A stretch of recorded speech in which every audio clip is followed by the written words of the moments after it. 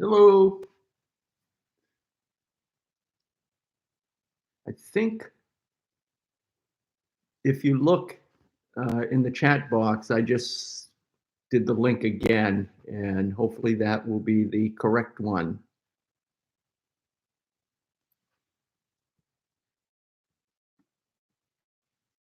Oh, why don't we begin? I think I finally got the live function or the scheduling so that I can set it up in advance and then just click when I'm ready to go. And hopefully everybody is hearing me and seeing me. So why don't we begin with a word of prayer?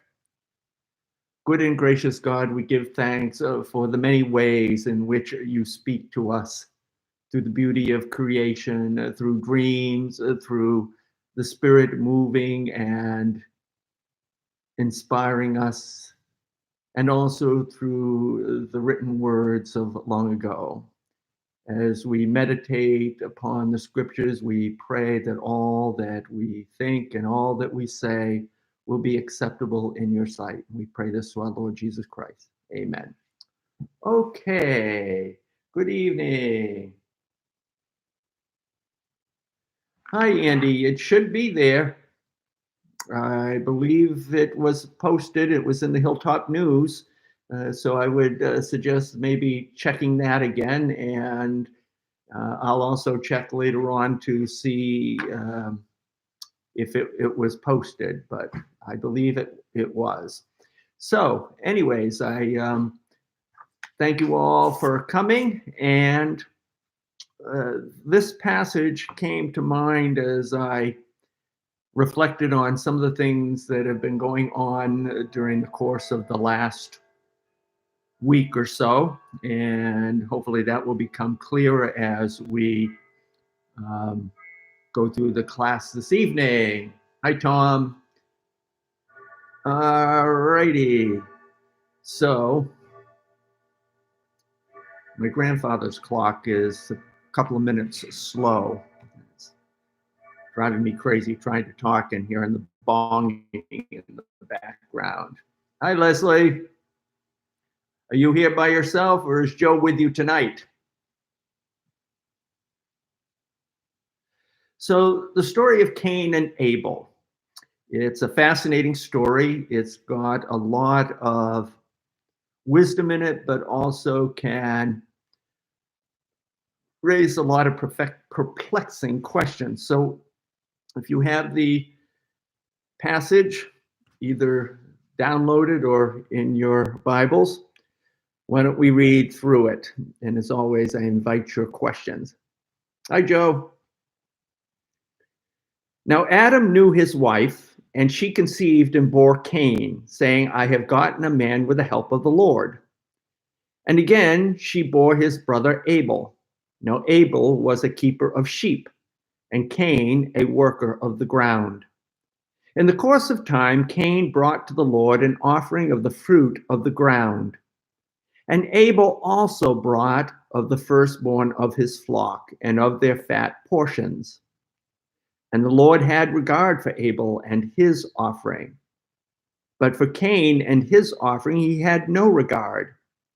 So Cain was very angry, and his face fell. The Lord said to Cain, why are you angry, and why was your face fallen, or has your face fallen? If you do well, will you not be accepted? And if you do not do well, sin is crouching at the door. Its desire is contrary to you, but you must rule over it.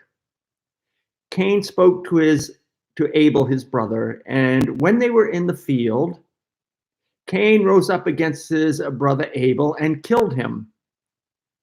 Then the Lord said to Cain, where is Abel, your brother? He said, I do not know. Am I my brother's keeper? And the Lord said, what have you done? The voice of your brother's blood is crying to me from the ground. And now you are cursed from the ground, which has opened its mouth to receive your brother's blood from your hand.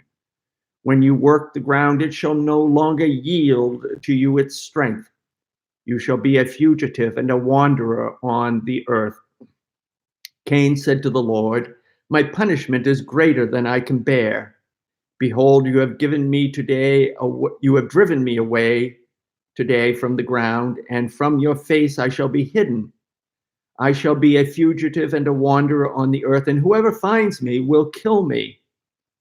Then the Lord said to him, "Not so.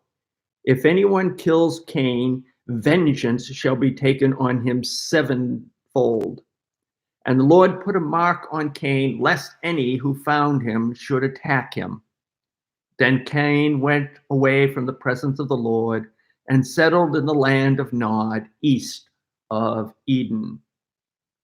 Okay, you have questions, comments, feel free to type them into the chat box. So we have the story of Cain and Abel, or Abel and Cain. Last week we talked a little bit about anthropomorphisms and giving human attributes to God. And there are a couple of things in here that actually, I'm going to change what I said. The anthropomorphisms don't apply here. But what we do see here are several things that don't make sense. First of all, it says that Cain went away from the presence of the Lord. Well, if God is omnipresent and everywhere, how can Cain not be in the presence of the Lord? And when you think about it, it isn't like banishing someone from a country. You can't be banished from the presence of God, since God is creator of the heavens and earth. No matter where you are on the earth, you're in God's presence. So that in itself doesn't make any sense to me. The big question here, of course, is, well, actually before the big question, the first question is, if Cain and Abel are the first to kill him in the land of Nod, I mean, they're the only two children, so it's just Adam, Eve, Cain, and Abel at this point. So who's in the land of Nod who is potentially going to see Cain and know what he did and kill him? What is the mark of Cain? You know what? That's a good question, Tom. And if I had been smart, I would have looked it up. But obviously, it has to be some sort of physical marking, because it had to be something that was visible to others so that they could see it when they saw Cain. And, the other question is, if it's a visible mark, and how are people going to know that it was put there by God? So it can't be just a birthmark or something. So you've given me a little homework. Barcoded, yeah. I don't think they had scanners back then. So, of course, the ultimate question that bothers a good number of people when it comes to the story of Cain and Abel is, why did God have regard for Abel's offering, but not for Cain's offering? And to take it a step further, since God basically rejects Cain's offering, thereby planting the seeds of animosity and jealousy. I mean, it almost sounds like God is playing favorites here. God is accepting Abel and his offering, and not Cain and his offering. It sort of reminds me of the Smothers Brothers, which I think all of us here are old enough to remember. Tom and Dick Smothers, and was it Tom or Dick? Tom always would say, "Mom always liked you best." Let's see. Everybody likes meat more than vegetables. Absolutely. Um, and Tom, yes, the offering question has always troubled you, and it's troubled a lot of people. I get this question asked almost every time I'm doing a sermon on this passage or a Bible study, where somebody's reading the Bible and they come to me and they say, so what's up with Cain and Abel, and why is God playing favorites? And so, you could almost make the argument that God plants the seeds for the ultimate murder of Abel. So what do you think? It always troubled me. And then I realized in order to make sense of what's going on here, you have to look at it through the eyes of people in ancient Israel. And that's the first order, or the first rule of Bible study, is you have to look at the original audience and the intent. Then once you've done that and you understand what the message is to the original audience, you can therefore apply it to today. And as an example, there are some Christians who try to read Jesus back into every verse in the Old Testament, and they'll say, "Oh yeah, see that means that was Jesus back there. That's what they were talking about." And the reality is that while there are some prophecies that look forward to the coming of a Messiah, specifically the suffering servant passage in Isaiah, uh, you have to respect the passage for its original audience. And that is very true for this passage. In order to understand what's going on with Cain and Abel and the offerings in God, you have to think like someone in ancient Israel. And when I did that, it suddenly occurred to me what's going on here. And then all it made perfect sense. And I'll get to that in a minute. Oh, Abel's meat was Cain's poison. It poisoned his thinking.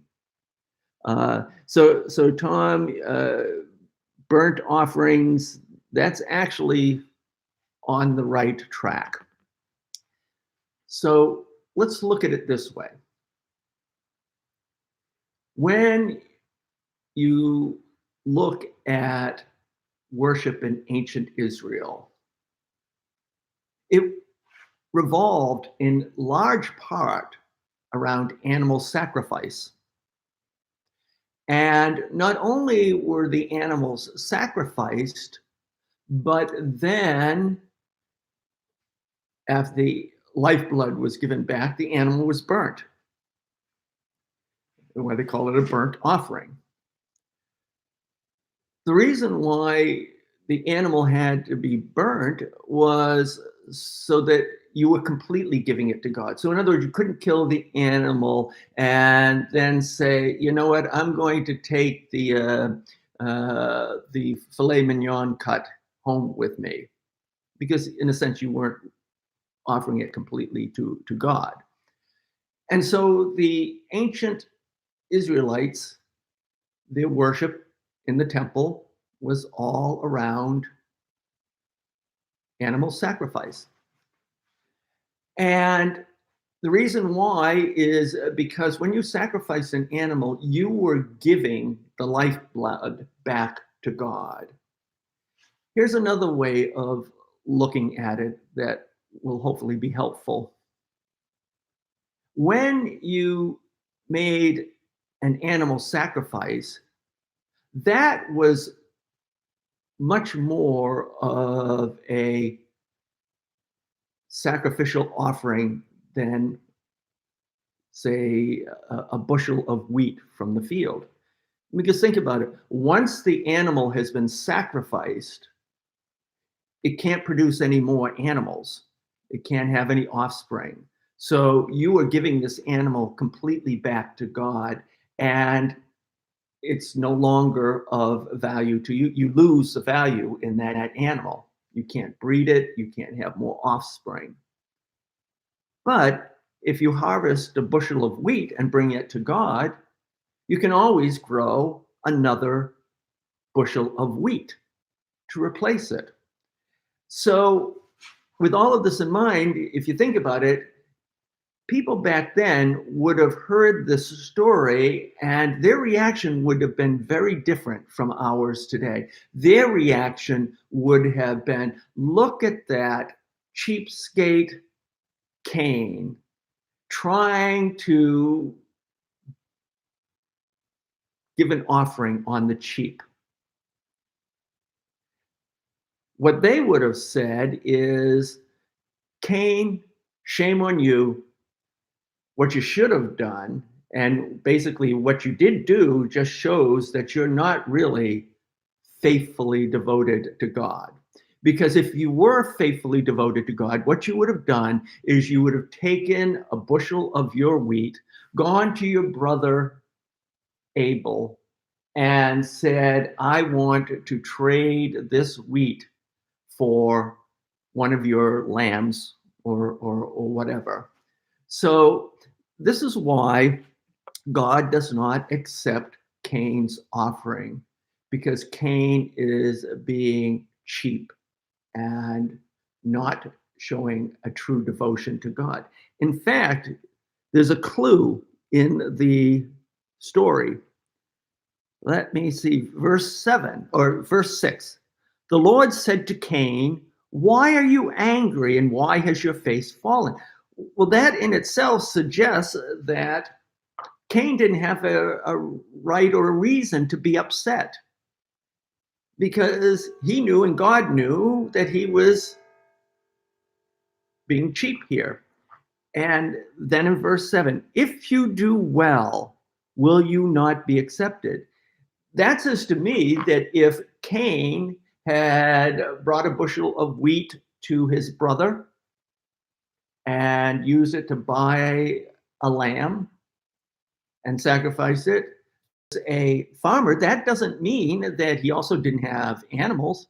So clearly, Cain is doing something that just was not acceptable, was tacky back then. You know, it would be sort of like today, someone sitting in church, one day we'll be back there, and the offering plate is passed around and they make change out of the offering plate.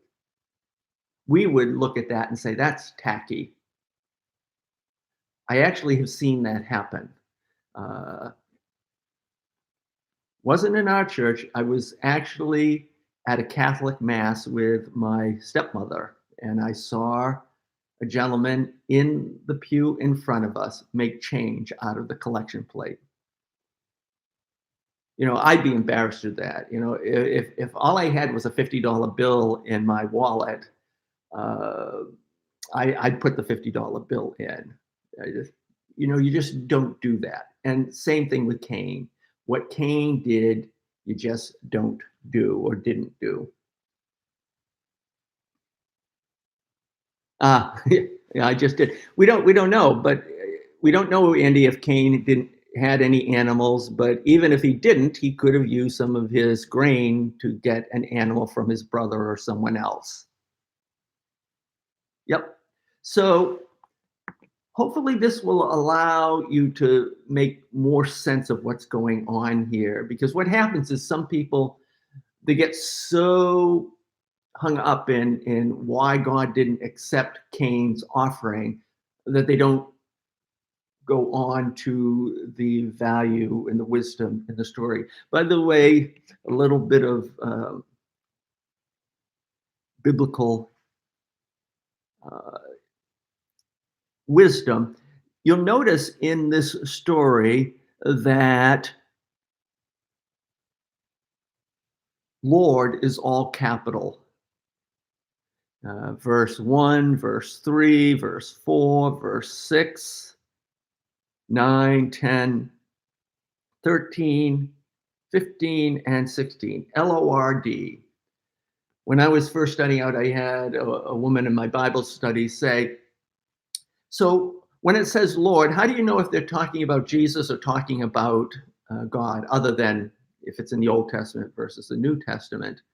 And I really didn't know the answer to a question. And then after a while, I smartened up and I realized that every time you see LORD, all capitals, it is referring to the sacred name that God gave to Moses from the burning bush. When Moses says, "Who shall I say sent me to lead you out of Egypt?" God says, "Tell them I am sent you." And in Hebrew, which originally didn't have any vowels, it's known as the tetragrammaton, the 4 letters. And in Hebrew, it's YHWH, which we believe is the word Yahweh, YAHWEH.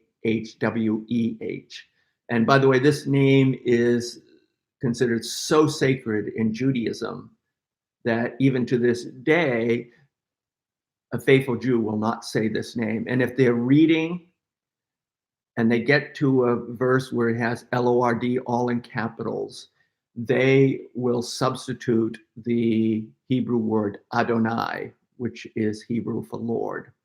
And so this is also where we get the name for God, Jehovah, Jehovah.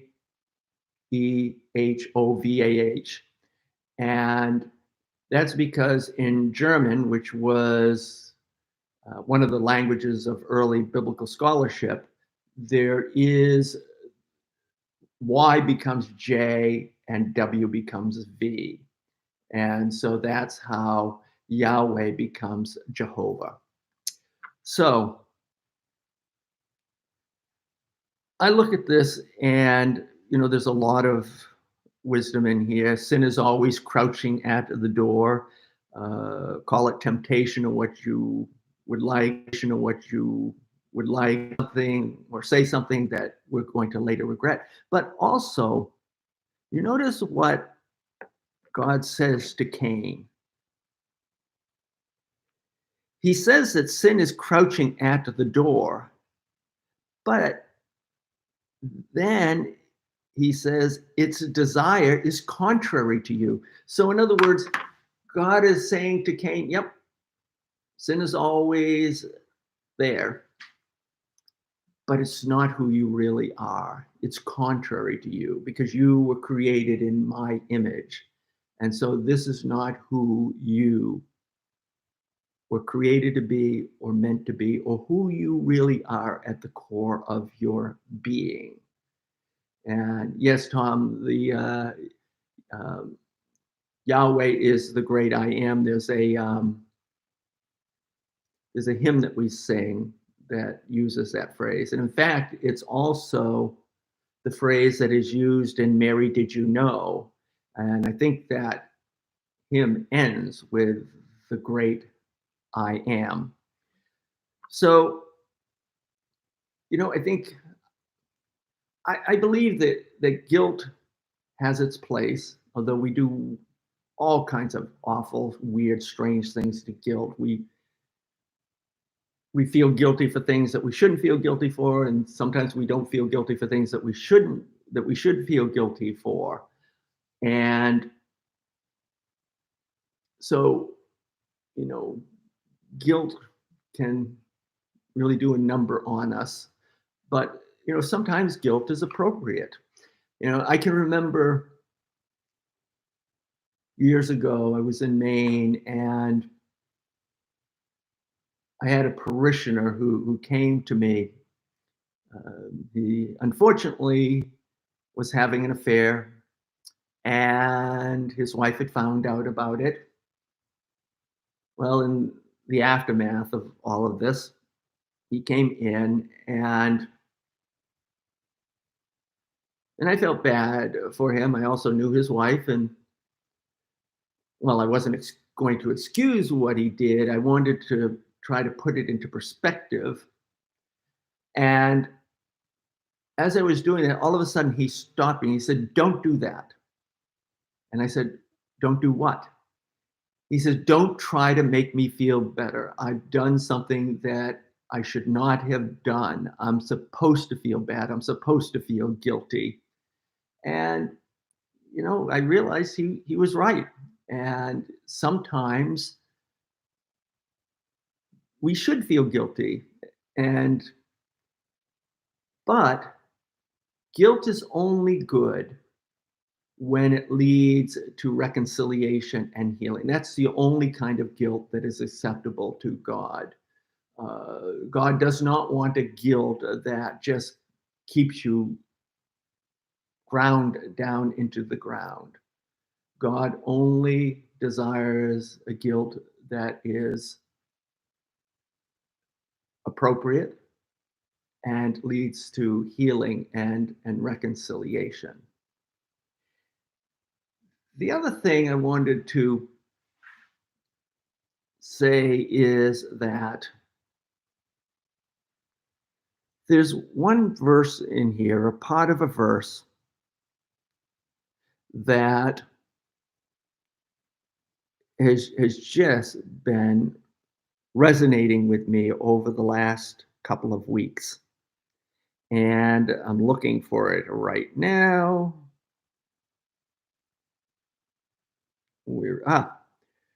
So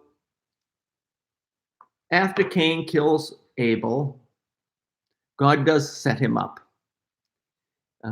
God says to Cain, "Where is Abel, your brother?" Now, of course, God knows what's happened, and God knows that Abel is dead. So the first question is, why does God ask the question? What do you think? Is God setting Cain up? Or is something else going on here?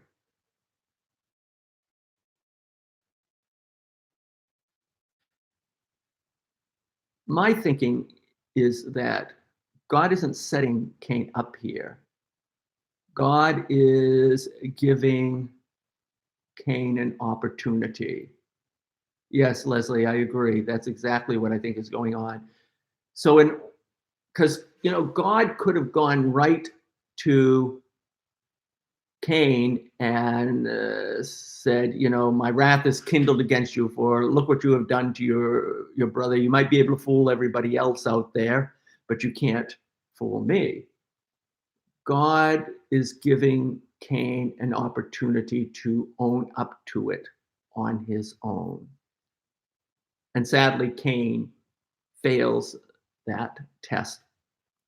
And, that's one of the realities sometimes is that instead of owning up to something, we'll make excuses.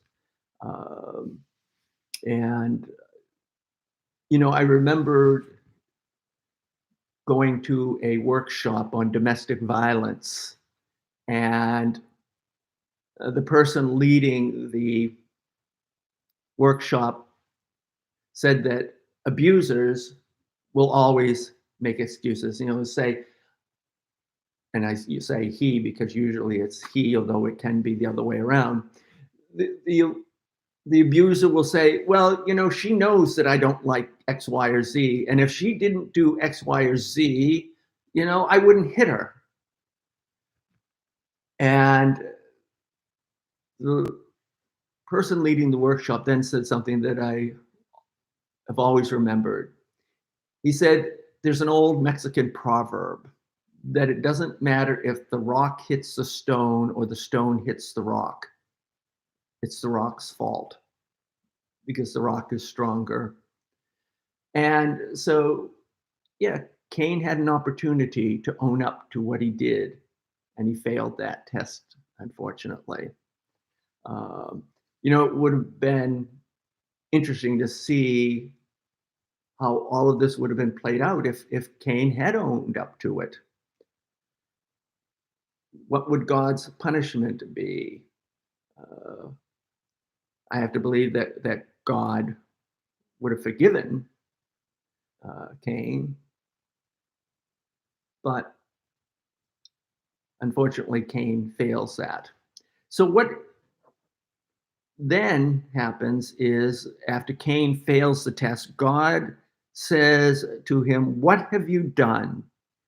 The voice of your brother's blood is crying to me from the ground." And actually, before that, Cain fails the test when he says, "I do not know. Am I my brother's keeper?"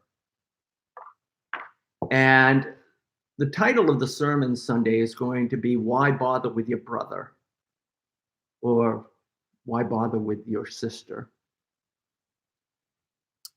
And the reason why I've been thinking about this is because of what I've been seeing on the news.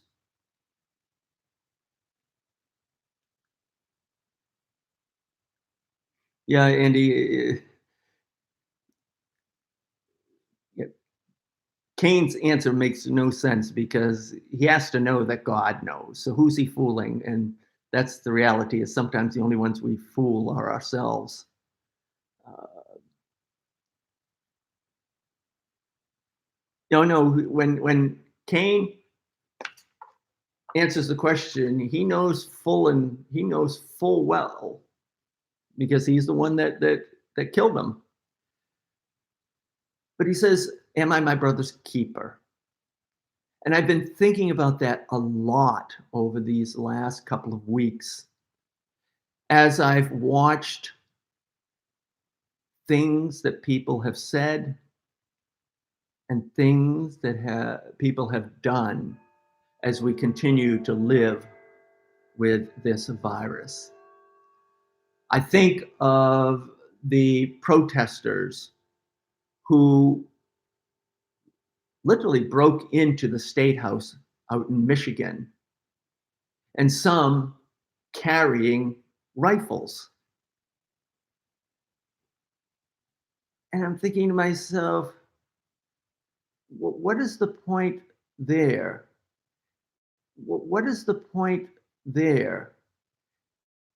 Well, behind that attitude is, I don't care about anybody else. I just care about what I want.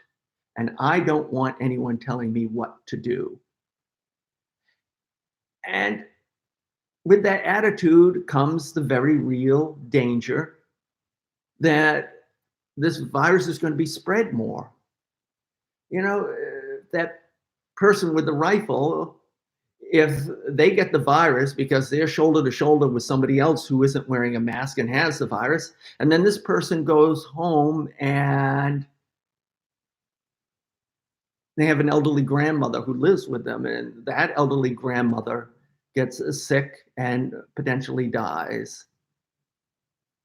I'm sorry, but yes, you are your brother's keeper. You are your grandmother's keeper. You are your sister's keeper. And I'm going to have to be very careful because this makes me very angry. And I think in large part is because, as some of you saw in the email that was sent out last night, that Joe Sadlow passed away from the virus.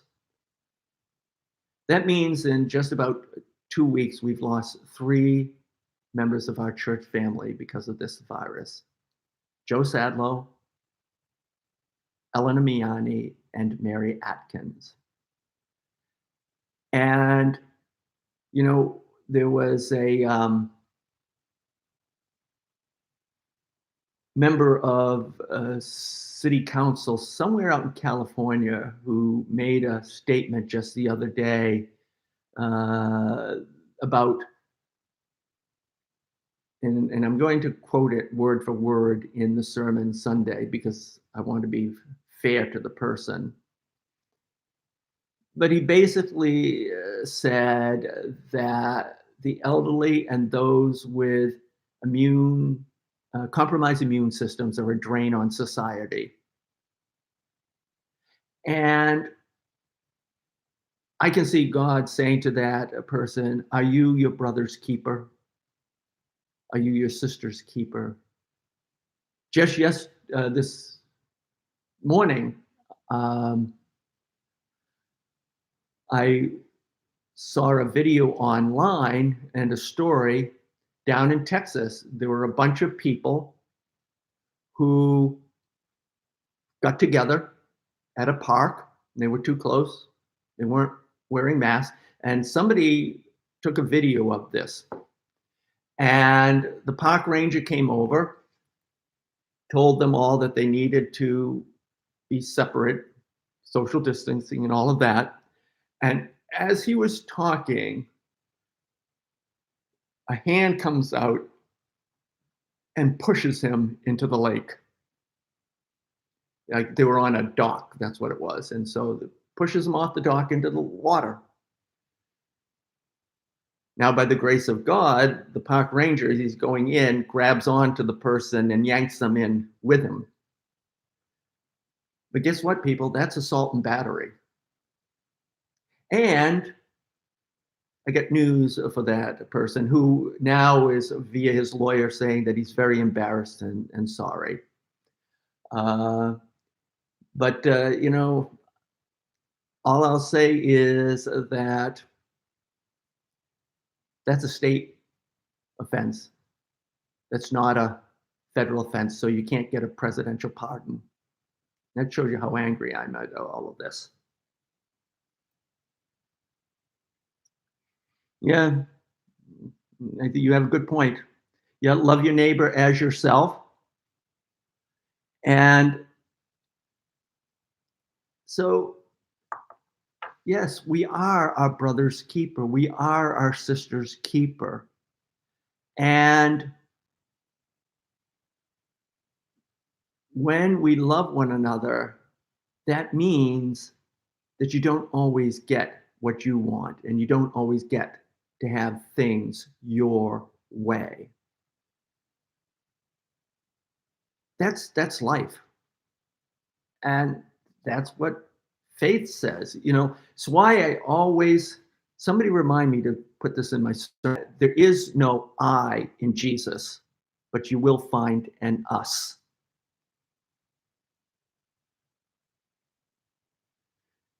So now I can also say, and if you think back to the first thing I said, the first sermon I gave after all of this started, is that fear can bring out the worst in us, but it can also bring out the best in us.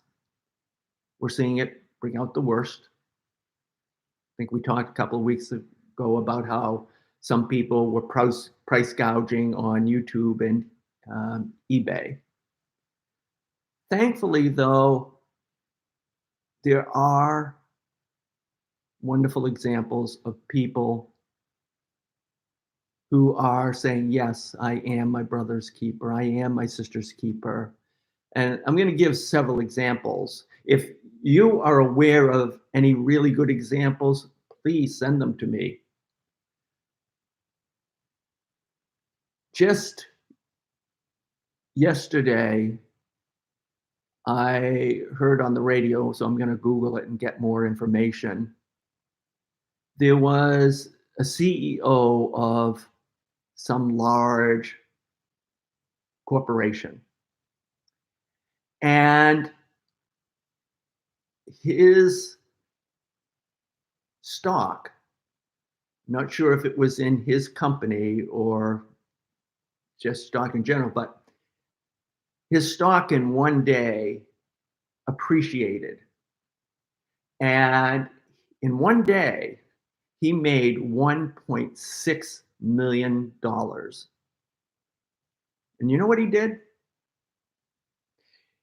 He sent out an email to all 4,000 of his employees. No, was it 4,000 or 400?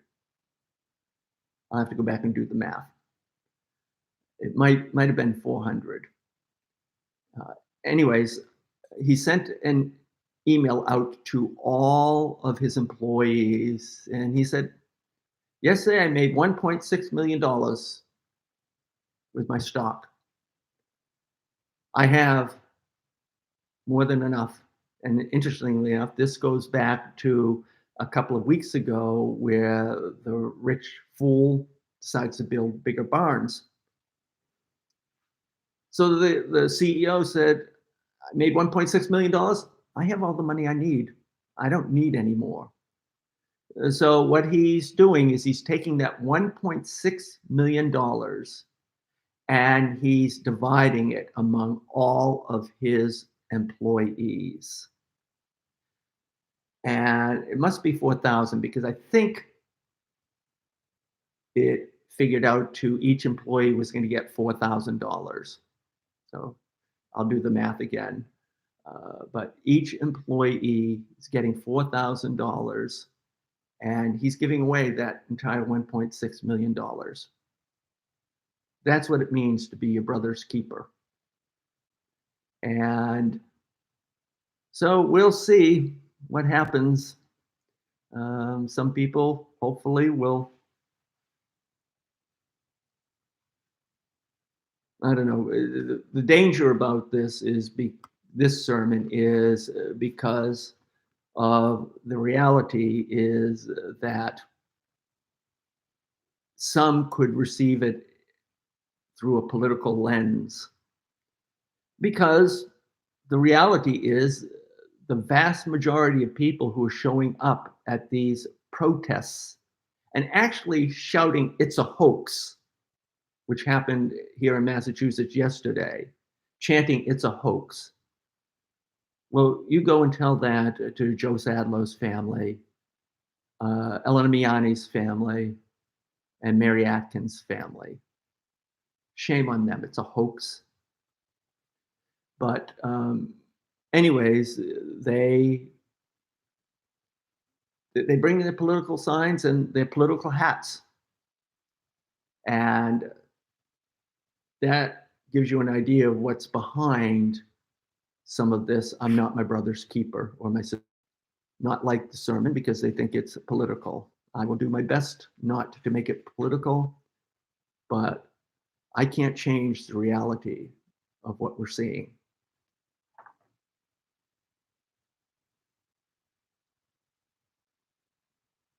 Thank you, Andy.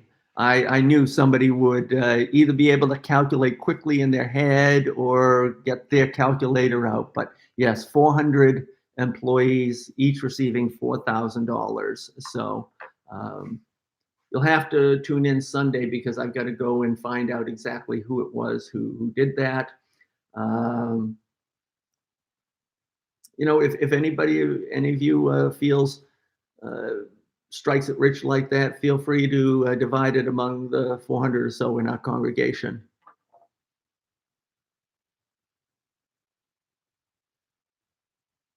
Human life is not a proper offering to burn on the altar of Dow Jones. Yeah. What's the other bumper sticker you used to see years ago? I know, $2 trillion of gross domestic product. I don't have any problem with people making money, but it's how you use it. It's a blessing. It's a tool given to us by God. And as I said many times, money is like manure. Spread it around and it does a lot of good. Pile it high and the only thing it does is stink. So, any parting questions? And if I have offended anyone, I apologize.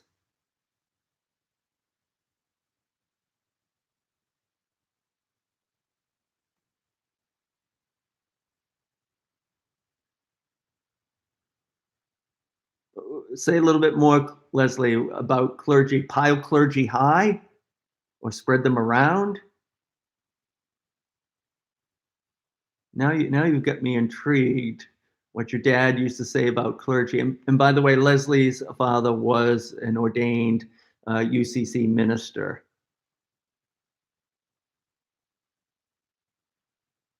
Well, you're going to have to tell me the answer to that question, because now you've got me intrigued, because I'm not sure what you're referring back to.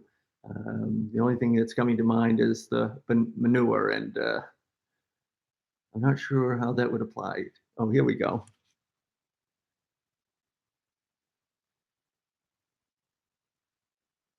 Oh, yeah, yeah. And I suppose you could say the same thing. Goodness, joy, love. You spread it around, it does a lot of good. But if you pile it high, which basically means you're storing it up for yourself, it's just going to stink. So I thank you all. I hope I've got this all figured out now in terms of the scheduling, so that all I have to do is click to go live, and you can all find it. If you didn't find the scheduled video, let me know, and I will keep working on it. God bless. Stay safe and well.